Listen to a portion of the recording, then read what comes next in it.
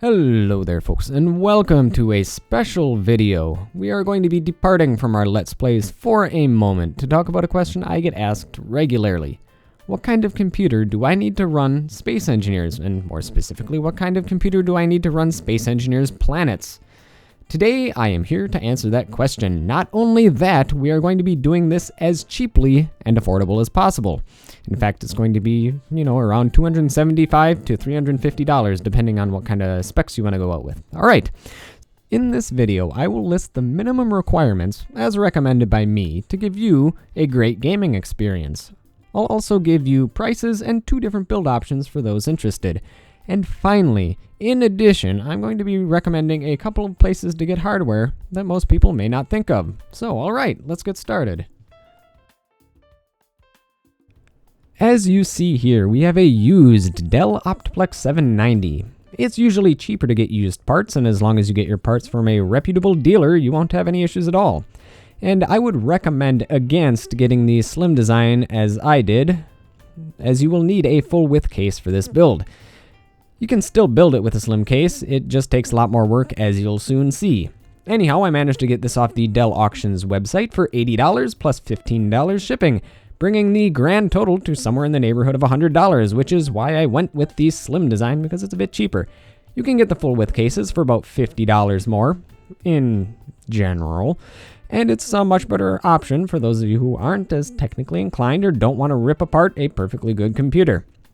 The heart of this particular computer is an Intel i3 running at 3.1 GHz. It's not a powerhouse by any means, but it'll do just nicely for Space Engineers and any other game you might want to play. If you decide an i3 isn't your thing, you can get an i5 machine for around $220. In addition, all computers from this site come preloaded with Windows, which is a $100 value right there, so that's another reason to go with this site. The other components that came with our i3 include a 250 GB, 7200 RPM hard drive, 4 GB of DDR3 system memory, a Dell motherboard, a god-awful HD 6350 graphics card, if you can call it a graphics card, a 250 watt power supply, a DVD-RW, a brand new keyboard and mouse, a 30-day warranty, and a proprietary to VGA video cable adapter for the stock video card. It's a great value and you get a lot for your money. However, we're not just done with the parts yet. We need a couple of more things. If you have a small, non-slim form factor case, all you need is 4 GB, 2 x 2 GB sticks of DDR3 and a 750 Ti.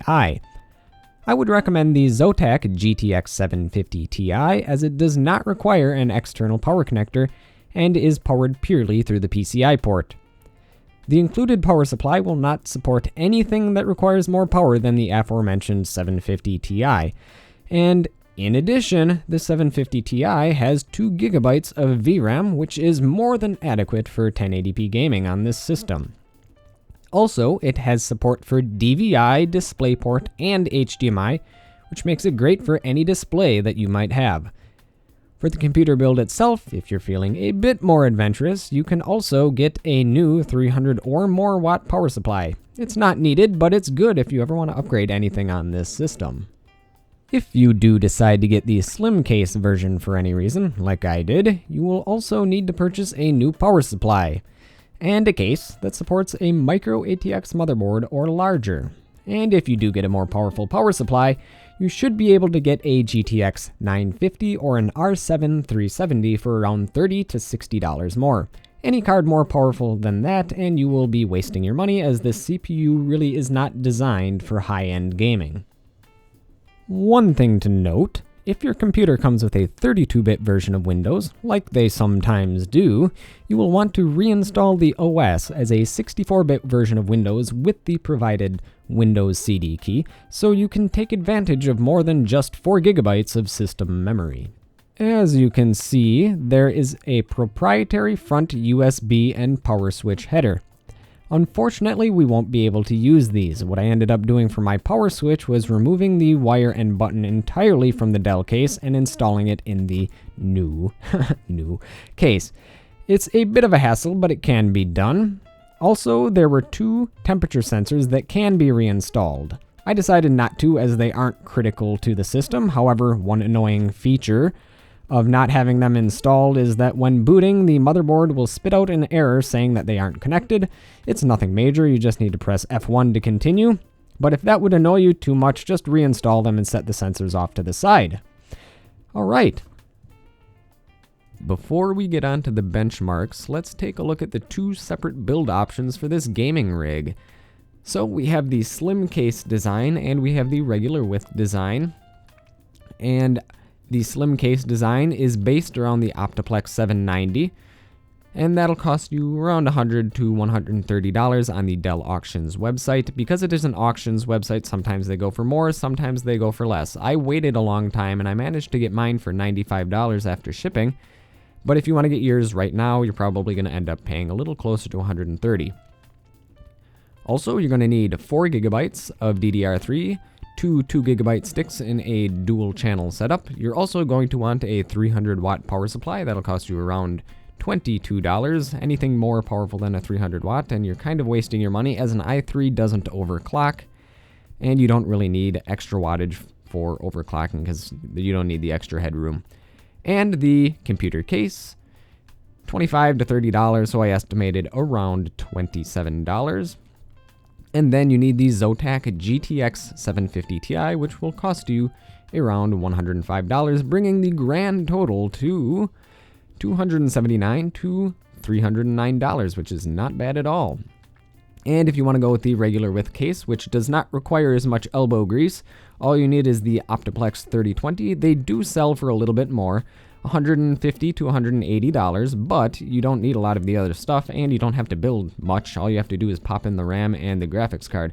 So the other thing you need is the 4 gigabytes of DDR3 for $25 and the 750 Ti for $105, bringing the grand total to $280 to $310, and that's as of the time I'm making this video. The prices will obviously change if you're watching this further down the road, and that's only $1 more than the slim case, but you do get a 300 watt power supply with the slim case design.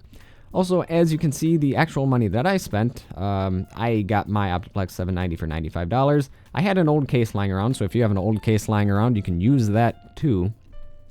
And that cost me absolutely nothing. I had an old power supply lying around, which cost me nothing. So if you have an old power supply lying around as well, you can use that.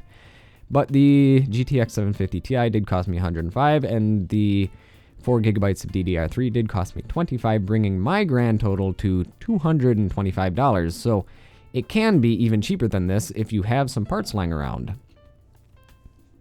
Alright, before we get started, I would like to mention a couple of things about the benchmarks. You are going to be seeing some artifacting in some of the videos. And at first I was going to remove the artifacting and re-record all of the video. However, I decided to keep it in there for a very specific reason.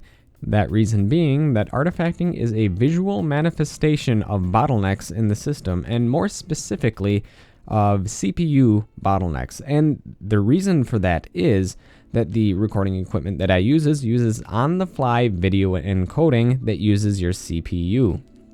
And more specifically, single-threaded CPU performance, at least the way that I have it set up.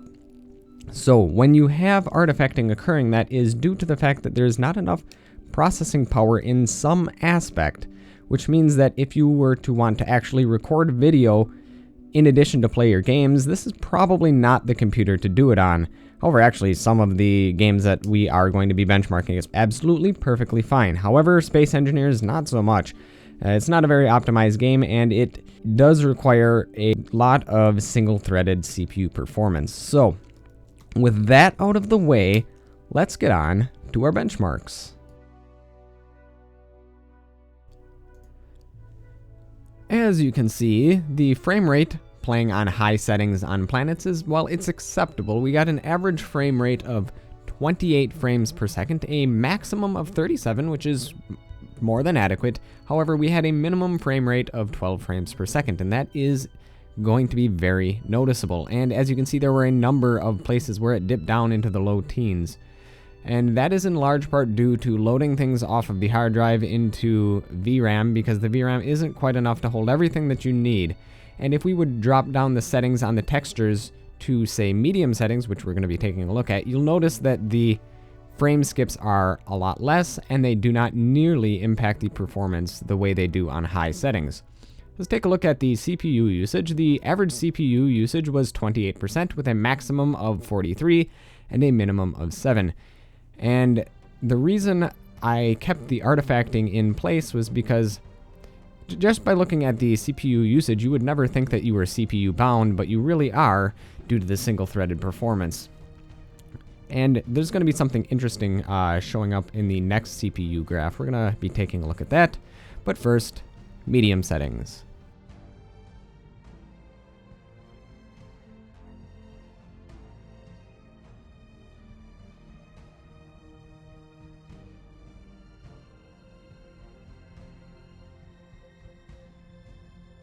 Alright, that was much more playable with an average frame rate of 31 frames per second, a maximum of still only 37 frames per second, so something is capping us. Probably our CPU, maybe our GPU, but I'm pretty sure it is our CPU, and a minimum frame rate of 23 frames per second. So even when we get those frame skips, they are less frequent, they are shorter in duration, and they don't jump down nearly as far as they did on the high preset. So let's take a look at the CPU usage. Interestingly, the average CPU usage was 29% with a maximum CPU usage of 55%, which was actually more than on high settings, which is very strange. And we had a minimum CPU usage of 18. All right, let's take a look at Space Engineers in space at high settings.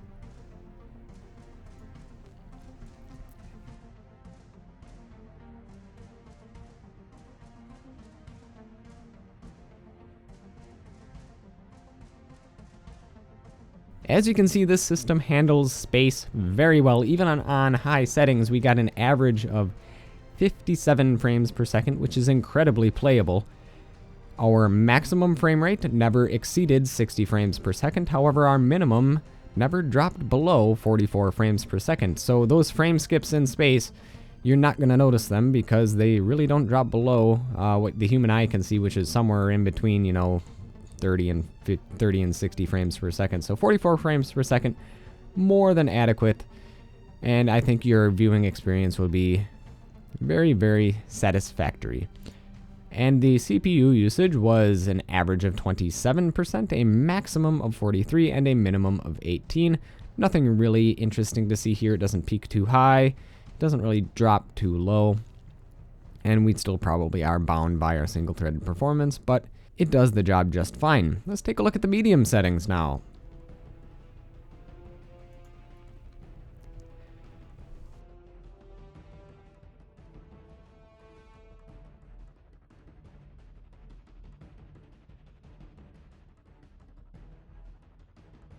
As you can see by this graph, we had a very buttery smooth average of 60 frames per second. However, we never really exceeded 60 frames per second at our maximum either. However, our minimum never dropped below 59 frames per second, so that means that this is a very consistently 60 frames per second preset if you want to select it. And you're going to have a very pleasurable viewing experience when on medium settings in space. And CPU usage, nothing really to see here. We had an average of 25%, a maximum CPU usage of 38%, and a minimum CPU usage of 20%. Alright, let's be honest.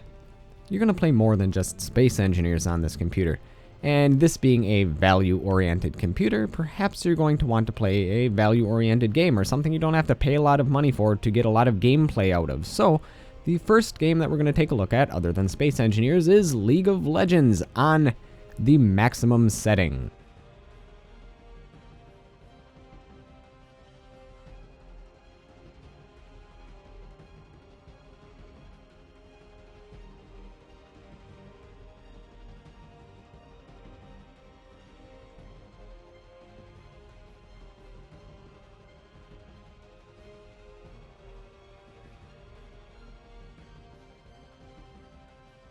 And as you saw by that, the frame rate was incredibly smooth, and as you can see by this graph, we had an average frame rate of 167 frames per second. That's really good. And a maximum of 275 frames per second, and it only ever dropped down to 119 frames per second when shit hit the fan. So, as you see, the first portion of the graph has a lot higher frame rate, and that's because not a lot was going on screen, not a lot of explosions, not a lot of minions. However, there was a lot of stuff going on screen in the second half of the benchmark, and it never dropped below the 119 FPS mark, and it hovered right around the 120 to 130 FPS mark, which is incredibly playable, even when all sorts of things are going wrong on screen. And taking a look at the CPU usage, interestingly, the CPU usage is actually higher than it was on Space Engineers, and that's because this game does not require as much single-threaded performance. And the average was 41%, a maximum of 54%, and a minimum of 34%. And I'm sure if the single-threaded performance was even more, and the GPU was a little bit better, we'd probably actually have higher usage, but we'd also get even higher frame rates. But I think that's enough. 164 frames per second on average it's enough for most people. All right, let's take a look at another game that you might play. Counter-Strike Global Offensive on maximum settings.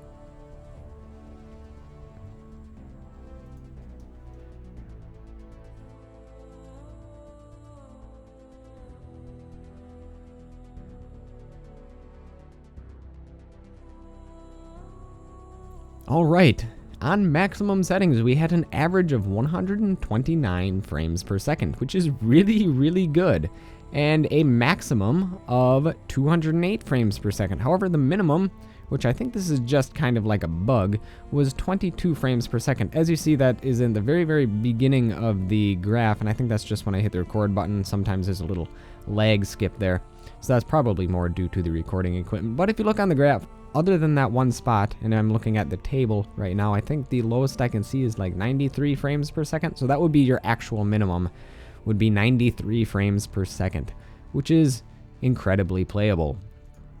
And Counter-Strike Global Offensive does not require much single-threaded performance at all, and as you can see, the average CPU usage was 72%, and it wasn't GPU bound either, so we were able to get an incredible amount of frames, and a maximum CPU usage of 99%. However, the minimum CPU usage did at times drop down to the 15% area.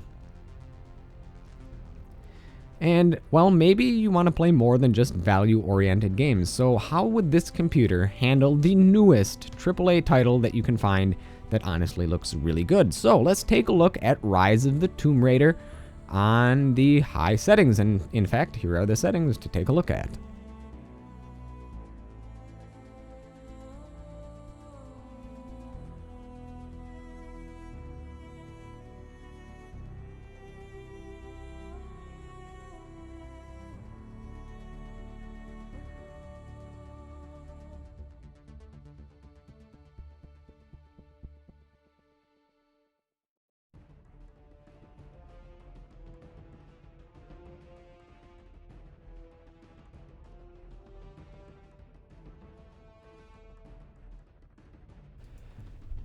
All right, so there you go. Very good looking game, and it actually runs fairly decently on this computer. We had an average frame rate of 27, which is about what you would get with a console. However, you do get better textures, better resolution, just better overall gameplay with a computer. But anyhow, you had a maximum frame rate of 37, which is really quite good, and it only ever dropped down to 22 frames per second, which is actually quite playable for such a good looking game.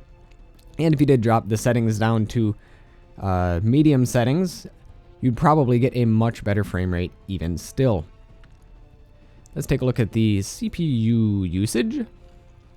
We had an average CPU usage of 43%, a maximum of 86, and a minimum of 21. And as you can see, there are quite a few spikes here, and certain things in the game require a lot of CPU usage.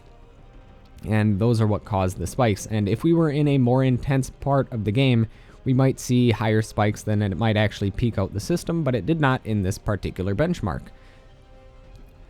Alright, well there you have it. That is my take on a $300-ish Space Engineers computer PC build. So tell me what you guys think in the comment section below. If you guys like this sort of content, you can head over to my other channel, link in the description below, and you can subscribe to that if you're into the tech sort of thing. And if you like this, give it a thumbs up. If you don't, do that other thing. So thank you folks for watching. If you have any other cool ideas for tech stuff or games in general, let me know. So thank you folks for watching, and I will catch you folks next time.